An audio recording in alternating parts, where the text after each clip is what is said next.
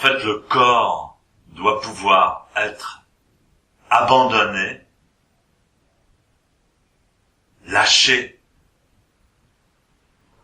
dans une position dynamique, une position d'éveil. C'est cette raison qu'on parle d'éveil.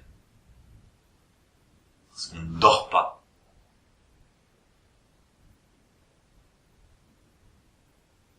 Et donc cela n'est possible que si vous pouvez prendre la posture correctement. Donc d'où l'importance au début de fréquenter un dojo où on enseigne la posture correctement. Et de se faire corriger et d'essayer de suivre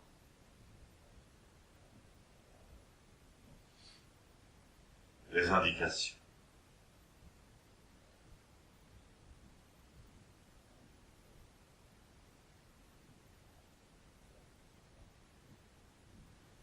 Alors, je vais corriger un peu votre posture.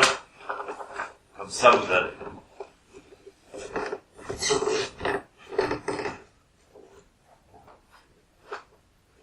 C'est important la posture, la position du bassin. Basculer vers l'avant. Voilà, comme ça. Donc, il faut prendre un coussin suffisamment haut quand on est débutant. Voilà. Vous voyez là, le dos est droit.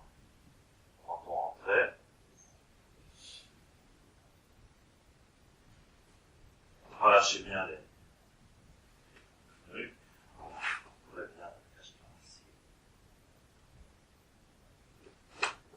Voilà. Là, c'est la bonne posture. Là aussi, posturez bien, très bien. Donc c'est normal si vous avez les jambes ankylosées. C'est tout à fait normal. Et ça fait partie du processus, vous voyez. C'est à ce niveau-là qu'il faut basculer. Voilà.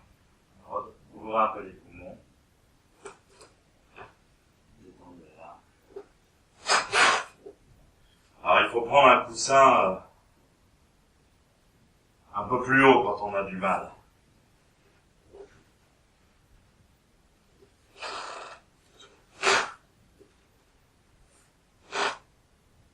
Donc normalement il y a un équilibre qui se fait entre le sacre, entre le périnée qui est posé sur le zafu et les deux genoux. Donc vous maintenez un équilibre entre ces trois points de base. Alors je me souviens effectivement quand je débutais le zazen, et donc tous les Français à cette époque-là débutaient le zazen, hein, dans les années 60, et certaines personnes prenaient carrément deux zafus l'un sur l'autre pour réussir à prendre la posture correctement et à petit à petit à basculer correctement le bassin vers l'avant. Et donc tout le monde n'a pas la même morphologie et spécialement au Japon, ils ont beaucoup de mal à basculer le bassin vers l'avant. Ils ont la taille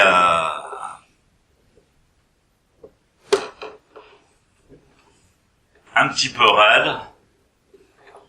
Et donc Maître Kodo Sawaki insistait beaucoup sur ce point. Pour les Japonais, il exagérait même. Il disait l'anus doit regarder le soleil. C'est-à-dire, effectivement, c'est une description un petit peu exagérée de la posture.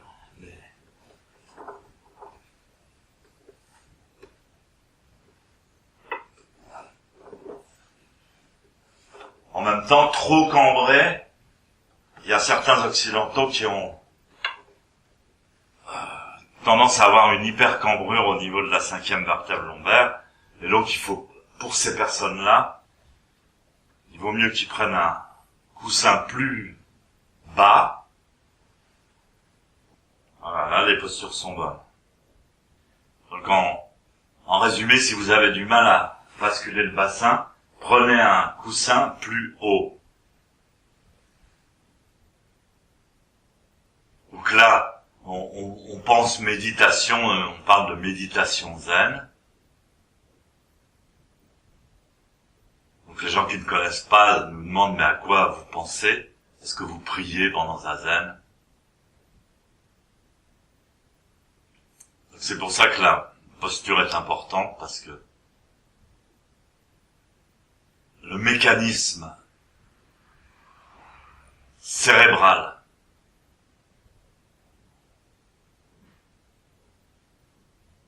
de la pensée zen est complètement lié à la posture, spécialement donc posture de la colonne vertébrale évidemment, posture de la nuque, très importante. Vous remarquerez que selon la manière dont vous positionnez votre corps, vous pensez différemment. Par exemple, la statue du penseur de Rodin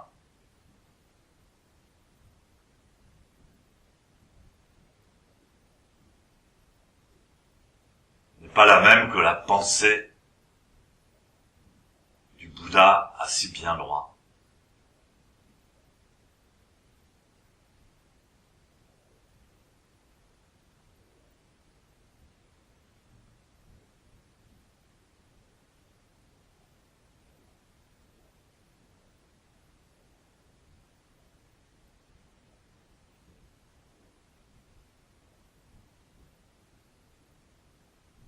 Vous êtes en zazen, des pensées s'élèvent.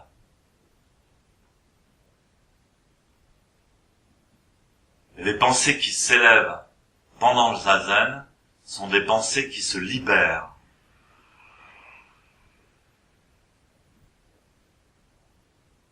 Et qui viennent du subconscient. Et elles se libèrent. Ce que vous pensez pendant le zazen, vous n'aurez plus besoin de le repenser une autre fois. C'est très important. En fait, l'enseignement bouddhiste est comme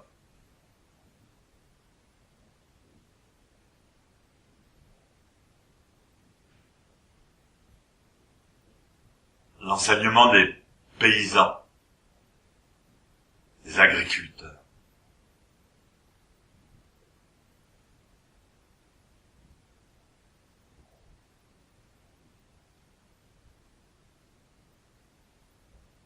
Il consiste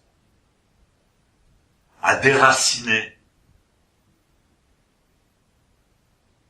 les mauvaises racines, les mauvaises habitudes, les angoisses, les peurs, les mauvais comportements. On doit les déraciner de notre fonctionnement, de notre terre.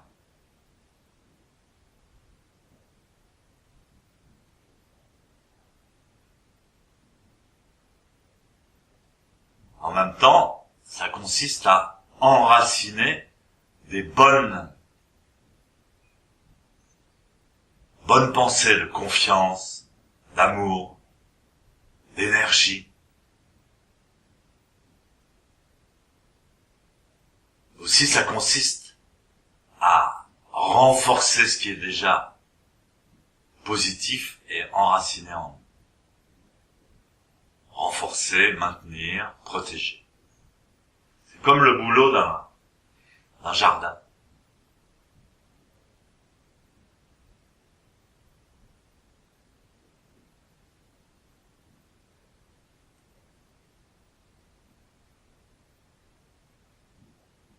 Donc les pensées qui s'élèvent pendant zazen sont des pensées qui se déracinent, qui se libèrent. Les pensées de notre subconscient. On les suit pas, c'est pas la peine de les suivre ou de les entretenir.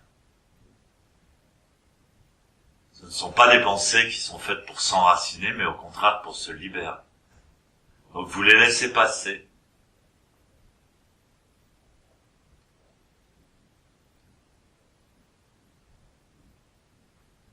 Maître Deshimaru racontait une histoire qui lui est arrivé pendant une séchine. Il était dans le dojo en train de faire zazen avec tout le monde. Et tout d'un coup, il y a une grosse mouche qui a commencé à lui tourner autour, et puis dans les dojos au Japon, c'est très sévère, et il est impossible de bouger ou de chasser une mouche. On doit rester immobile.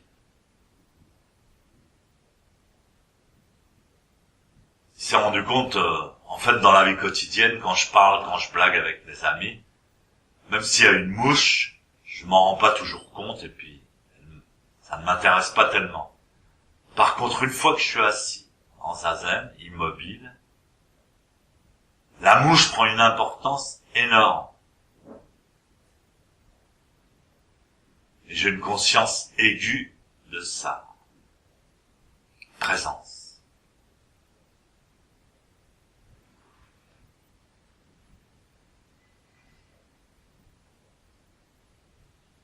Et donc, quand vous faites zazen, vos pensées s'élèvent du subconscient, et c'est comme une mouche. D'habitude, vous les voyez pas, vous y prêtez pas attention. Mais là, vous pouvez les observer et les laisser passer, les laisser se libérer.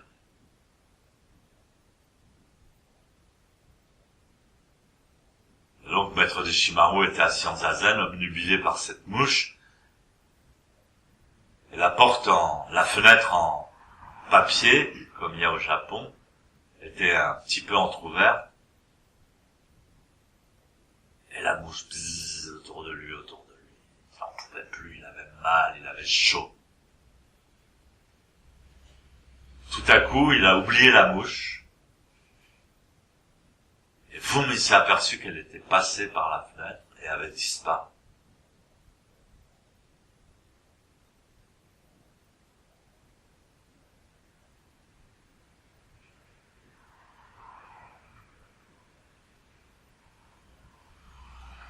Et là, il raconte qu'il s'était vraiment éveillé, vraiment libéré. Il avait vraiment saisi quelque chose de la conscience pendant zazen. Et donc c'est très précieux d'avoir un endroit dans sa vie, en soi bien entendu, pour déraciner